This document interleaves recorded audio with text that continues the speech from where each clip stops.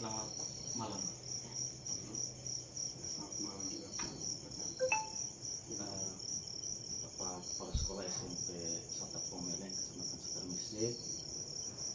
Terima kasih atas kesediaan dan jujur saja saya merasa bangga bisa berjumpa dengan Bapak Kepala Sekolah, dan tentunya dalam perjumpaan ini saya ingin mendapatkan berbagai praktik baik terkait dengan pengalaman Bapak selama menjadi kepala sekolah. Tentunya Bapak pernah menghadapi sebuah masalah, dan dalam proses penyelesaian masalah tersebut Bapak menggunakan konsep-konsep yang namanya pengambilan keputusan yang mempertimbangkan soal nilai kebajikan. Jujur Bapak,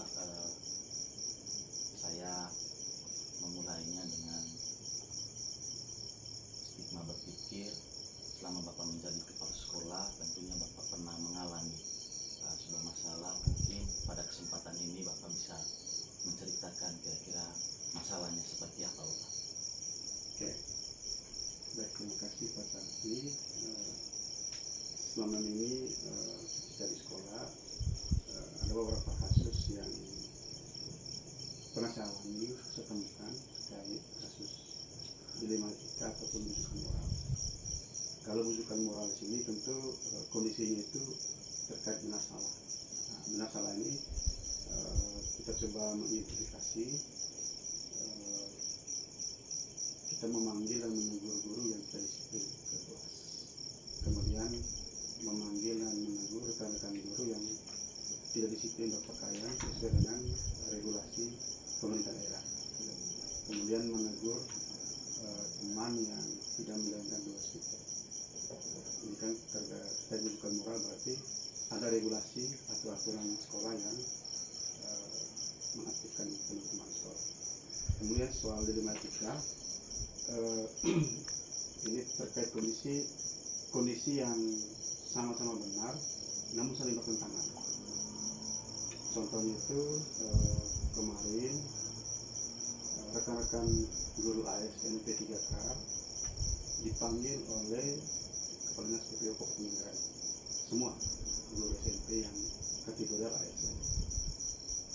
Di satu sisi mereka pergi ke rutin, di sisi lain meninggalkan anak-anak di sekolah, dan dominasi sekarang sekolah-sekolah itu dipenuhi oleh guru-guru ASN P3K. Tentu ini menjadi dilema bagi saya karena mereka pergi ke rutin, di satu sisi dan sisi lain mereka meninggalkan anak-anak terlantar di sekolah. Baik, terima kasih Bapak Kepala Sekolah atas masalah yang Bapak sudah ceritakan. Mungkin untuk lebih mencair situasinya Bapak dalam proses berbagi praktik baik terkait dengan kebijakan-kebijakan yang mempertimbangkan nilai kebajikan, nilai etika, habis itu nilai dilemanya, dan memperhatikan 9 langkah pengambilan keputusan dalam memutuskan sebuah kasus sebagai penyelesaian akhir. Mungkin saya akan melangsungkan beberapa pertanyaan Bapak. Mungkin ada 8 pertanyaan. Saya langsung saja mulai dari pertanyaan yang pertama Bapak. Selama ini kira-kira bagaimana Bapak dapat mengidentifikasi kasus yang merupakan kasus itu adalah kasus yang penuh dilematika dalam mengambil sebuah keputusan dari 2 kasus yang Bapak sudah ceritakan tadi?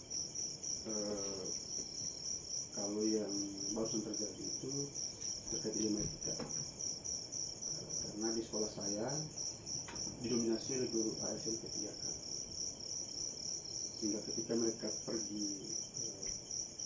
rutin, tentu ini di sisi ada baiknya, tapi di sisi lainnya ada baiknya, ada buruknya juga, karena meninggalkan anak-anak tidak mendapat mengajar di sekolah. Itu sisi dilematika yang sama. Sehingga ke depannya kalau memang ini terjadi lagi, kita harus melihat aturannya. Kalau boleh, kalau dipanggil itu mungkin dipanggil berdasarkan jumlah, jangan semuanya, sehingga ada pergantian hari gitu. Hari ini orang lain, besok orang lain lagi. Nah, gitu. Oke, baik, terima kasih Bapak. Mungkin pertanyaan yang kedua Bapak, selama ini Bapak bagaimana Bapak menjalankan pengambilan keputusan di sekolah Bapak, terutama untuk kasus-kasus yang dimana Bapak memiliki dua kepentingan yang sama-sama benar atau sama-sama mengandung nilai kebajikan. Oke.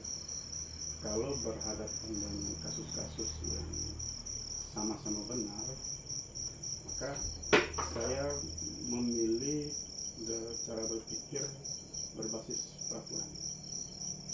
Kenapa saya menggunakan kata peraturan? Karena aturan itu merupakan kesepakatan bersama, sehingga ketika aturan itu kita gunakan, ada rasa keadilan bagi setiap pihak atau semua pihak yang berkepentingan. Kalau gitu Bapak, langkah-langkah atau prosedur seperti apa yang bisa Bapak lakukan selama ini Bapak? Sejauh yang kita pernah lakukan untuk mengatasi sebuah masalah di sekolah, apapun nama masalahnya, ya pertama itu kita harus tentukan siapa yang terlibat dalam situasi atau siapa yang mengalami problem. Yang kedua, kita harus mengenal dulu nilai-nilai yang saling bertentangan dalam sebuah situasi, sebuah kasus. Kira-kira nilai apa yang muncul dalam sebuah kasus tersebut. Kemudian dari nilai-nilai itu, untuk memperkuatkan nilai lagi, kita kumpulkan fakta-fakta yang terjadi. Apa saja fakta-fakta yang muncul dalam sebuah kasus di sekolah. Kemudian ketika fakta-fakta kita ambil atau temukan, kita refleksi lagi. Apakah fakta ini layak tidak dijadikan sebagai sebuah keputusan? Kita saring lagi, refleksikan lagi, kita menyaringkan fakta-fakta. Setelah kita sudah menemukan titik terang atau menemukan nilai keadilan, maka ambil sebuah keputusan. Selanjutnya Bapak, hal-hal apa saja selama ini Bapak anggap bahwa itu sangat efektif dalam pengambilan keputusan, khususnya itu kasus-kasus yang sangat dilema dalam menentukan sebuah keputusan? Kalau di sekolah, saya komitmen di aturan, regulasi. Lagi-lagi tadi bahwa aturan itu merupakan kesepakatan bersama, sehingga ada rasa keadilan. Kita mengambil nilai rasa keadilan. Selanjutnya Pak, apakah Bapak memiliki sebuah tata kala atau jadwal tertentu dalam sebuah penyelesaian kasus yang penuh dengan situasi dilematika, ataukah Bapak langsung menyelesaikan di tempat atau memiliki sebuah jadwal untuk menyelesaikannya berbentuk dalam bentuk pemikiran sendiri, ataukah ada prosedur? Kalau misalnya ada prosedur Bapak, kira-kira seperti apa prosedur? Oke. Ketika ada problem yang terjadi di sekolah, saya mengambil posisi tidak boleh menunda. Tidak boleh menunda. Nah, ketika tidak menunda, bagaimana cara saya menyelesaikan masalah? Maka saya memanggil semua orang-orang yang berkepentingan atau orang-orang yang atau rekan-rekan guru yang sedang bermasalah. Kita berdiskusi, berdialog antara teman yang satu dan teman yang lain. Ketika dialog itu sudah menemukan titik terang atau substansi, maka kita minta pertanggungjawaban. Pertanggungjawab itulah yang akan menjadi komitmen bersama untuk tindak lanjut. Baik, selanjutnya Bapak, adakah seseorang Pak, atau pihak ketiga, ataukah ada faktor-faktor yang selama ini mempermudahkan Bapak atau membantu Bapak dalam proses pengambilan keputusan dalam kasus-kasus yang penuh dengan situasi dilematika dalam pengambilan keputusan? Selama ini kalau pengalaman saya sih, ketika berhadapan dengan sebuah kasus dilematika, maka sebagai kepala sekolah tentu saya harus membuat keputusan yang sesuai dengan nilai-nilai yang sudah menjadi kesepakatan bersama dengan Dewan Guru. kasih Bapak. Mungkin ini yang terakhir dari sekian pertanyaannya Bapak. Dari semua hal yang telah disampaikan, kira-kira pembelajaran apa yang dapat Bapak petik dari pengalaman Bapak dalam mengambil sebuah keputusan dari sebuah kasus yang penuh dengan situasi dilematikanya? Pembelajaran yang kita ambil dari kasus-kasus yang ada di sekolah, apakah itu siswa dengan guru atau guru dengan sesama guru, yaitu bahwa semua persoalan itu ada jalan keluar, ada solusi. Polanya itu kita mendiskusikan secara bersama, sehingga itu mempertimbangkan dampak baik atau buruk dari sebuah persoalan yang diskusi bersama, sehingga kita bisa menemukan dampak baik dan dampak buruk. Baik, terima kasih Kakak atas waktu dan kesempatannya Bapak. Besar harapan saya kegiatan berbagi praktik baik terkait dengan pengambilan keputusan yang berbasis nilai kebajikan yang didasari oleh pengalaman Bapak sebagai kepala sekolah dapat membantu saya dan menjadi bekal untuk saya dalam proses menyelesaikan tugas saya sebagai guru penggerak Angkatan 10 Kabupaten Manggarai. Dan besar harapan saya Kakak, pengalaman ini menjadi motivasi buat saya juga. Dan di akhir kata Kakak, saya Franciscus Ganda Santi dari Simpening Satu Misi CGP Angkatan 10 Kabupaten Manggarai menyampaikan permohonan maaf ketika dalam proses menyampaikan pertanyaan ada hal-hal terutama tutur kata sikap saya yang kurang berkenan, bahkan sedikit menyinggung perasaan Bapak sebagai kepala sekolah. Saya menyampaikan permohonan maaf. Terima kasih banyak Bapak. Selamat malam. Selamat sore Pak Guru. Terima kasih Bapak, pada sore hari ini saya bisa bertemu dengan Bapak Kepala Sekolah SD Arab Kecamatan Sekarisi, dan saya meminta waktu Bapak untuk mungkin barangkali Bapak bisa membagi praktik baik Bapak terkait dengan keputusan Bapak sama menjadi kepala sekolah yang membuat dan mempertimbangkan keputusan-keputusan yang memiliki nilai kebajikan di dalam. Oke, terima kasih Bapak. Mungkin tentunya selama Bapak menjadi kepala sekolah, Bapak pernah mengalami sebuah masalah itu Bapak dalam proses pengambilan keputusan Bapak mempertimbangkan yang namanya nilai-nilai kebajikan. Yang di dalam Bapak itu ada 3 Bapak. Yang pertama itu nilai dilematik etika, dan yang kedua itu paradigma etika, dan yang ketiga itu 9 langkah-langkah dalam pengambilan keputusan. Mungkin singkat saja Bapak, tentunya dalam menjalankan tugas sebagai kepala sekolah Bapak pernah menghadapi sebuah masalah, dan mungkin pada kesempatan ini Bapak bisa menceritakan seperti apa masalah. Baik, terima kasih Pak Guru yang sore hari ini telah mendatangi sekolah kami untuk melakukan berbagi praktik baik supaya tidak memakan waktu. Saya langsung saja bahwa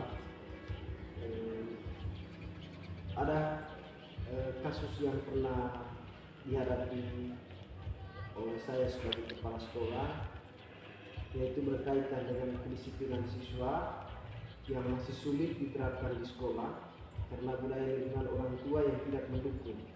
Jadi sebagian besar orang tua siswa ini banyak meninggalkan anaknya untuk mencari uang di tanah perantauan atau di luar kota, sehingga mengakibatkan kurangnya pengawasan orang tua yang membuat anak sulit untuk disiplin. Jadi murid sering datang terlambat atau berperilaku yang tidak sesuai dengan aturan di sekolah. Satu sisi ingin menegakkan kedisiplinan, namun di sisi lain ada rasa kasihan karena kurangnya kasih sayang dari orang tua. Jadi mungkin itu kasus atau masalah yang kami hadapi selama ini. Baik, terima kasih atas kasus ini Bapak. selanjutnya Bapak mungkin supaya lebih suasananya lebih mencair terkait proses berbagi praktik baiknya ini Bapak, mungkin nanti saya akan menyampaikan beberapa pertanyaan Bapak, kurang lebih 8 pertanyaan Bapak berkaitan dengan masalah yang Bapak sudah alami. Langsung saja pertanyaan Bapak. Yang pertama, selama ini bagaimana Bapak dapat mengidentifikasi Bapak kasus-kasus yang merupakan kasus itu adalah bagian dari kasus dilema etika atau rujukan moral? Jadi baik, berdasarkan kasus yang kami alami, jadi terjadi dilema etika. Ya, sekali lagi bahwa terjadi dilema etika yang ditandai dengan adanya pilihan yang sama-sama benar. Seperti pada kasus tadi itu, tidak ada rujukan moral dalam kasus ini karena tidak ada pelanggaran hukum yang terjadi. Sehingga untuk mengidentifikasi antara dilema etika dan rujukan moral itu perlu dilihat dari tipe kasus dan pilihan yang muncul. Jadi seperti itu adalah langkah kami dalam mengidentifikasi kasus dilema etika atau rujukan moral. Baik, terima kasih Bapak.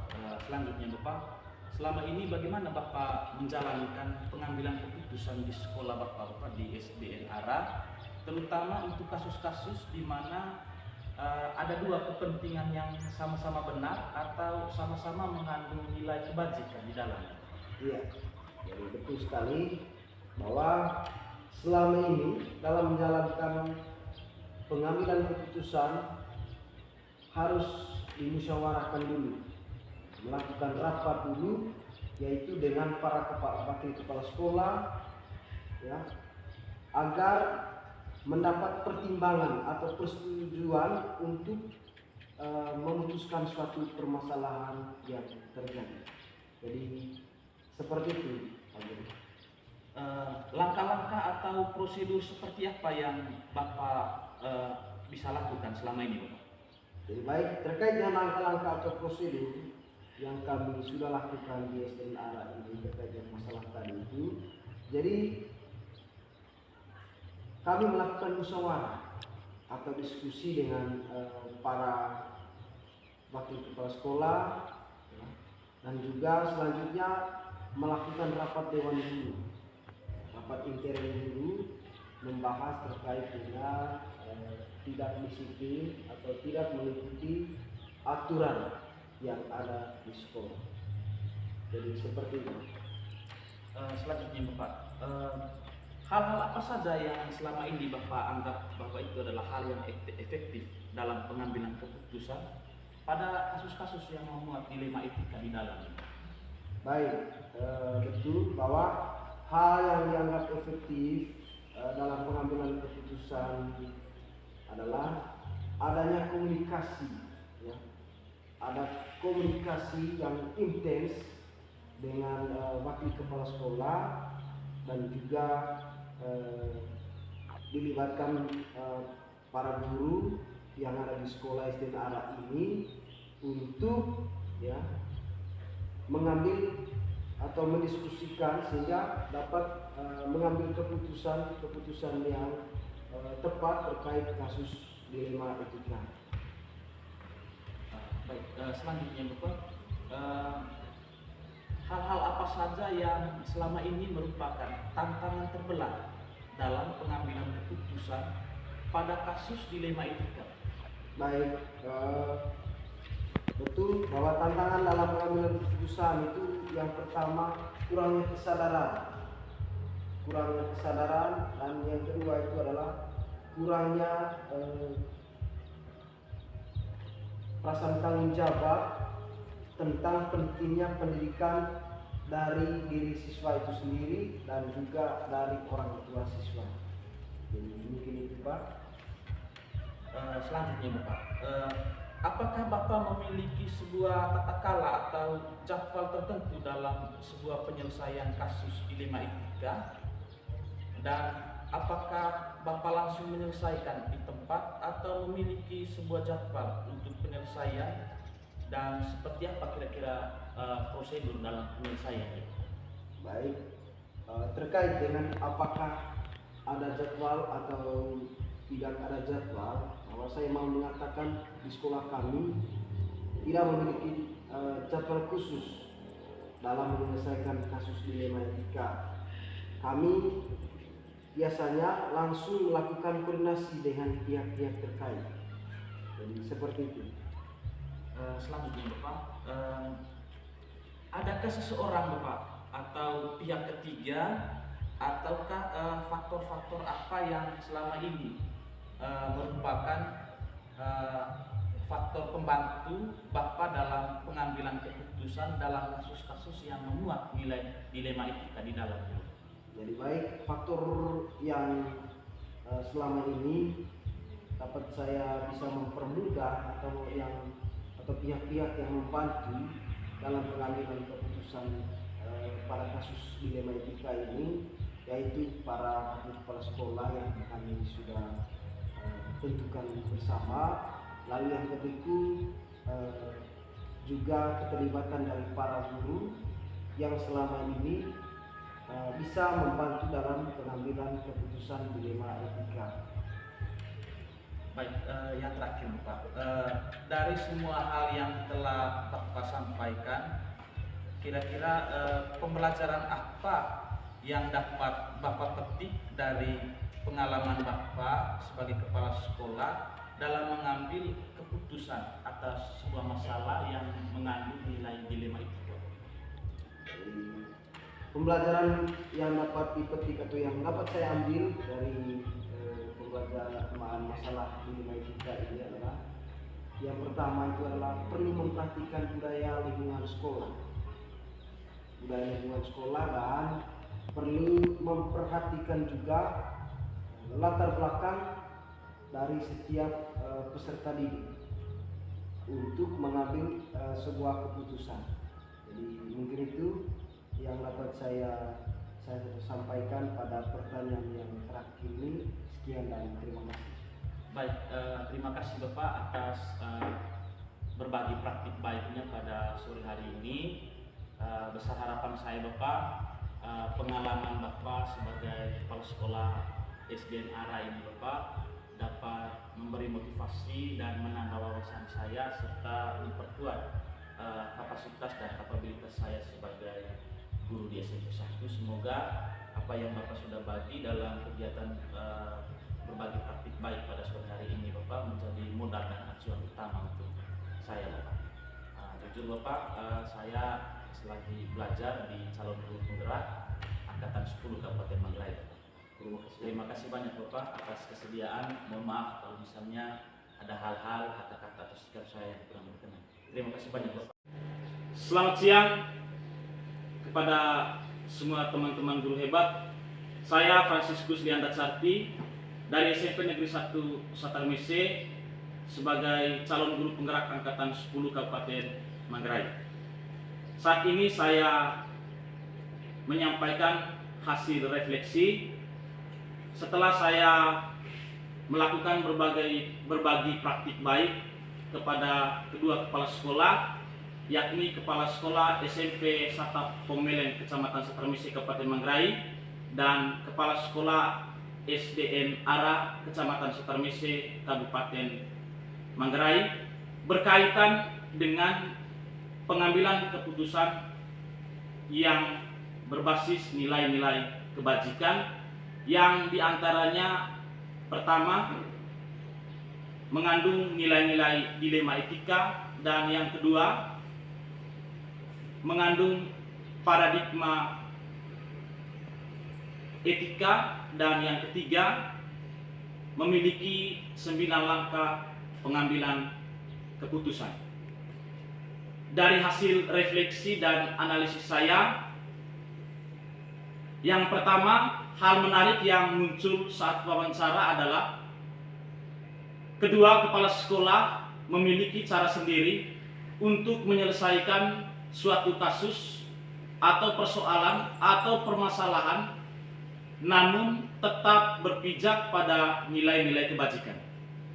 Yang kedua, kedua kepala sekolah tersebut sama-sama mengambil keputusan dengan paradigma rasa keadilan lawan, rasa kasihan dengan prinsip berpikir berbasis rasa peduli.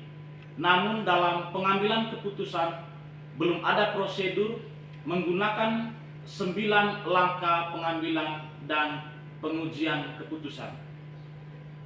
Yang ketiga, rencana ke depan harus adanya prosedur khusus dalam pengambilan keputusan sehingga dapat diukur sebagai beberapa efektif, sehingga hasil dari pengambilan keputusan tersebut dilihat dari faktor risiko atau dampaknya.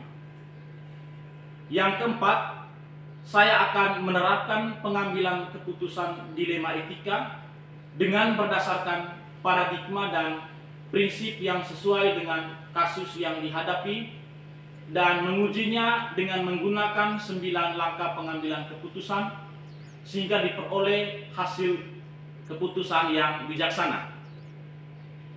Lalu yang kelima, saya akan menerapkan prosedur pengambilan keputusan secepatnya dimulai dari lingkup terdekat, yaitu di lingkup kelas saat penyelesaian kasus yang dihadapi oleh murid. Kurang lebih 5 analisis dan refleksi yang saya dapat setelah saya melakukan berbagai praktik baik, dan harapan saya selaku CGP Angkatan 10 Kabupaten Manggarai, semoga hasil refleksi ini dapat bermanfaat terutama bagi saya sendiri dan kepada teman-teman guru hebat yang lain. Di akhir kata, apabila ada hal-hal yang kurang berkenan, saya atas nama pribadi menyampaikan permohonan maaf dan selamat siang.